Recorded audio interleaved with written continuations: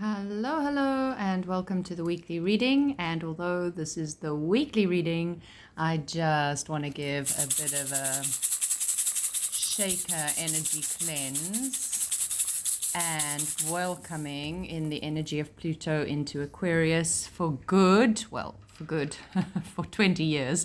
So that will feel like for good for many of us. And I want to just point out that not only is Pluto moving into Aquarius, we are finding Uranus, let's start with Neptune, is moving from Pisces into Aries next year, and Uranus will be moving from Taurus into Gemini next year. Sorry if you don't confuse all the glyphs of the planets with what I'm saying. Those are just teaching tools for the rulers of the signs.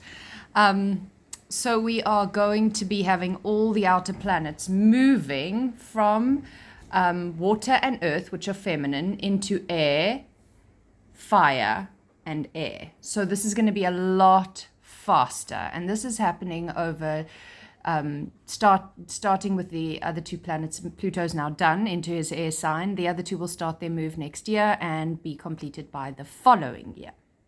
But this week on the 19th or 20th, depending where you live, you will have Pluto's ingress for the final time into Aquarius. And this is a really, really big deal. It's a 250 plus year cycle. So he's not going to be in the sign of Capricorn again for a really long time. And we've spent the last 16 years working through those dynamics.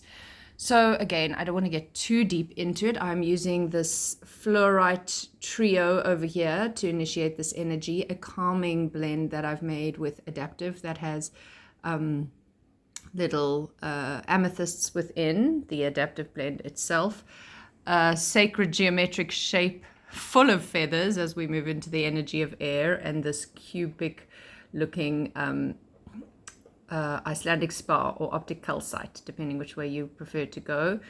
And remember to choose, sorry, my voice is going out a little. Remember to choose a number between 1 and 4 to get your sort of slightly more personalized focus for the week, but this isn't a personal reading. If you do want a personal reading, I am available for those. Check the link in the bio and get in touch with me. But for this is for a collective reading, and Aquarius is very much the sign of the collective. I'm also hoping that you got through your full supermoon in Taurus conjunct Uranus with relative ease, and if not, at least insight. Let's jump in. Okay, so you can see that we have one major arcana card, the Magician, at the beginning of this reading. We have 2 sevens, wands and swords, which are fire and air, which are the two elements I just mentioned as that the outer planets will be all moving into either fire or air planets. And then we have the 2 of cups, which is a water card. So we don't have any pentacles in this reading, which is the element of earth, but we have all the other elements represented. However, the Magician is actually, he's it's the number 1 card, but the first card of the major arcana is the 0, and that is the Fool. And the Fool has a little knapsack on his back, which is said to have all the basic raw materials that he needs, but he doesn't know how to use them. Once we hit the Magician, which is the very next card, that's when the apprenticeship begins of how to learn to work with those materials, which we would look at also as the 4 elements of earth, air, water, and fire. So even though we don't have earth in this particular reading, the Magician's part of his work is to learn to work with the 4 elements. So they are kind of all represented. Also, it is very beginning of a journey. We've done that Fool step, and we might look at that in line with the Pluto's ingress into Aquarius as saying, well, Pluto's already dipped his toe several times into Aquarius, and we saw these bursts in AI and various other sort of Aquarian themes show up. And so we've had our 0, we've had our Fool, we've had the things that have kind of gone, wow, well, maybe I'll explore this unknown realm. Maybe I'm going to be forced upon an adventure through those first toe taps into the sign of Aquarius. And now we are really beginning to dig in, to become magicians and to be co-creating and alchemizing the energy of Pluto in Aquarius. So this isn't specifically about Pluto in Aquarius as a card reading that I'm doing. So I don't want to go too deeply into what that means here. However, If you've been watching any forecasts on it, it'll make a lot more sense to you.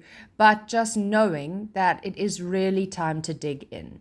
And then it's not just that Pluto in Aquarius. It's kind of, for me, as I said, which is why I mentioned things that are coming in the next 2 years within this weekly reading. For me, this is that definite now. Now is the time. Cannot pretend, cannot procrastinate, cannot avoid, cannot deny. Now is the time to start alchemizing, to be the magician within your own life, because outer planets are very collective. And Aquarius is a sign of the collective. And so our governments are going to change. Our money systems are going to change. More is going to change than we can even fathom in the next 20 years. But we cannot, as little individual drops in the ocean, concern ourselves too deeply with that. Obviously, depending on how informed you like to be within your community, within your country, within the world, that is up to you. However, the only place you really have power and control and autonomy is over you. So the better you do with yourself, this is so like the opposite sign of Aquarius is Leo. So to balance out this Aquarian energy, to be the best person for the collective, to be the best in your community, you have to be sovereign in yourself. You have to know when you're tired and you need to rest. You have to know when to stand your ground and draw a boundary in the sand. You have to know when to give way because you're being arrogant or pompous, or when you're wrong. So it's going to be depending on your own personality type. And a lot of that can be assisted through things like astrology readings or card readings, where you're not so sure how to handle certain parts of yourself or how to access or understand certain parts of yourself. So do look up my link again if you are interested in trying to get a little deeper into those things. But this is also, it's an individual journey. It's your own heroine's journey. You know, you are the fool turning magician and anything can happen. So be open to that. And I know I've spent a good long while speaking about the Magician card. But then what I love about the fact that we have 2 sevens is sevens are actually quite far along the journey. So it's also reminding you that nothing that you've been doing up to this point is kind of wasted. You are well on your way. However, the 7 of Wands is kind of cautioning that, again, stay in your lane, stay in your power, stay in your energy bubble.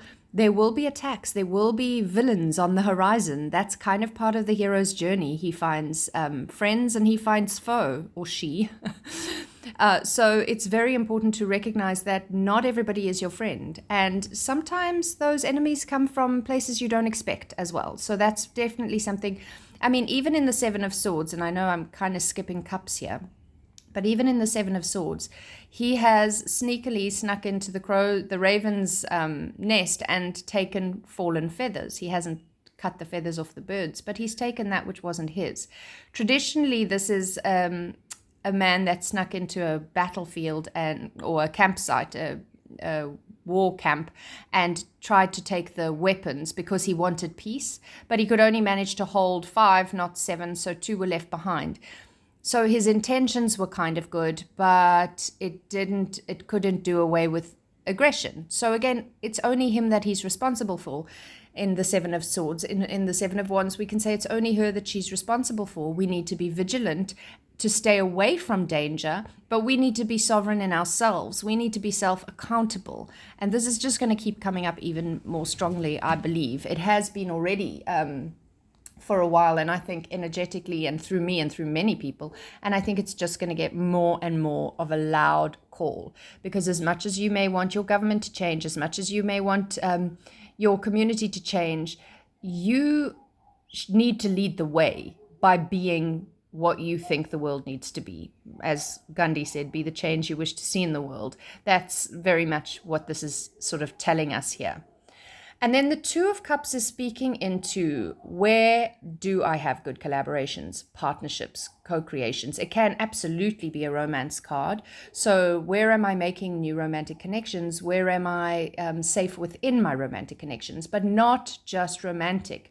For me, this is saying, and I love how when they interlink their hands, notice how the water that pours from them and the energy that pours from them into these 2 bowls is multicolored. It is all the rainbow colors. And if you know the fact that white light pushed through a prism becomes rainbow, and rainbow light pushed back through the prism becomes white light, we know that white light encompasses all 7 rays, and that's where we're at our most balance. That is the chakra system. That is the rainbow bridge. So in this card, it's saying, who are those people? Who are those romantic partners? Who are those friends? Who are those family members that make me rainbow? And I like that, obviously. My business is Rainbow Wisdom because I'm obsessed with rainbows and the chakras and connecting through color, frequency, and all of that. So for me, that's what's being screamed through this card right now, in order to be mindful and cautious, because flanking this card are these kind of caution cards to stay safe. Stay safe even when there are people attacking you. Don't stay in your lane. Don't go in and create problems with other people due to good intentions. Stay in your lane. So this is more about who is it? And because it's a 2, it's really looking at your one-on-one relationships with people. But obviously you might be able to look at many different one-on-one relationships with people. You might say, let me think about my romantic partnership. How does that fit this 2 of Cups card? Is it working, or have I known for a while it's not? You may look at your relationship with your children or your parents or your siblings. You may look at but look at them individually. Don't look at them as a whole. If you have multiple siblings, as I do, don't go, how is my relationship with my siblings? Go, how is my relationship with that sister or with this brother? And that way, it's much more 2 of Cups. Taking time to be discerning. What kind of colors do we make together? Do we collaborate through all the rays? And it doesn't have to be all the rays, but you just want to realize, wow, that is just stagnant, or that is very pastel and pale and doesn't have the vibrance that I wanted to have. What can I do about that? Because, again, this does kind of caution us that you don't know where the enemies come from. Sometimes they might not be intentional enemies. They might be relationships that don't work anymore, that are becoming toxic, that are becoming therefore dangerous for both you and the person that you are in relationship with. So it feels like, to be the best version of yourself through this Aquarian age in the next few years of big shift and change, it's very important to take stock of how your magic and alchemy works within your individual relationships, in order to know which ones to invest more time and energy in and which ones to not. And either I'm not investing time and energy in that anymore, or this one needs me to invest energy in order to improve and change it. And also these ones need me to invest energy in them because they are so easy. Sometimes I take them for granted. And that creates the collective.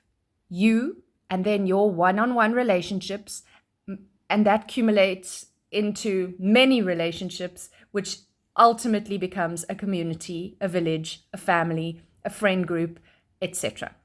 So I want you to be very mindful this week of that, and recognize that this theme, since the start of this reading, even though it's for this week, it is actually a bigger picture reading. So I hope this has been helpful. As I say, I'm getting stronger and stronger kind of things to just say. Look at the link if you want to have a personal reading, whether it is tarot, whether it is astrology, whether it is whatever, energy work, balancing those chakras, checking in with you, let me know. Have a beautiful week and a beautiful shift into Pluto's final step into Aquarius. Thanks for watching, and I really appreciate all your likes, shares, follows, and subscribes.